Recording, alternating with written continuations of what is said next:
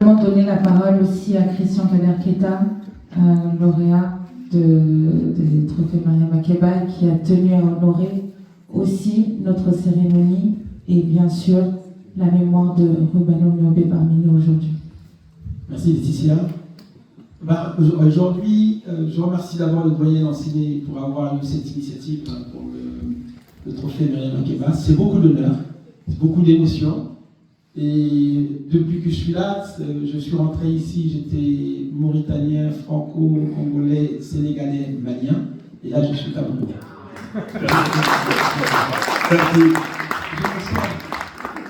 Je me sens vraiment camerounais. Alors juste quelques mots. Le premier mot que j'ai retenu dans cette affaire, c'est, je dirais, l'amitié entre les peuples.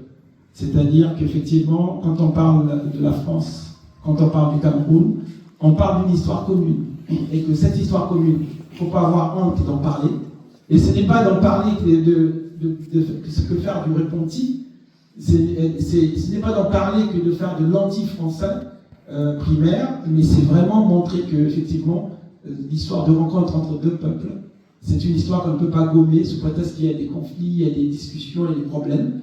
Au contraire, nous sommes là pour en parler, les historiens sont là pour tirer les fils de l'histoire.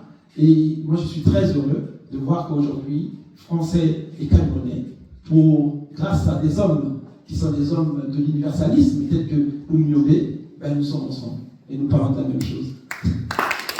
Merci beaucoup. Alors, j'ai retenu une autre chose qui est très importante, c'est que là, on parle de quelqu'un qui s'est beaucoup battu. Moi, j'ai eu la chance de lire l'histoire de Myobe, et puis merci vraiment, j'ai pu me rappeler de ce que j'avais appris, de cet homme très important pour l'Afrique et pour le panafricaniste que je suis.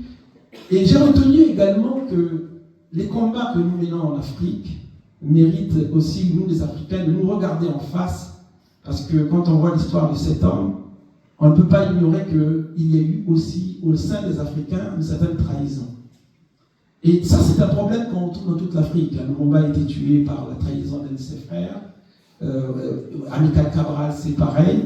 Donc moi, j'attire l'attention aux Africains, à tous mes frères, pour dire, soyons unis, soyons forts, et ne nous laissons pas emporter par des idées, par des gains qui sont des gains que nous perdrons, d'ailleurs, qui sont plutôt des pertes finales. Parce que quand on perd des grands hommes comme ça, alors que nous avons participé d'une façon ou d'une autre à la disparition de ces hommes, moi en tant qu'Africain, j'ai ma plaie et je dis cette blessure, il faut s'en occuper, il faut la soigner. Merci. Merci.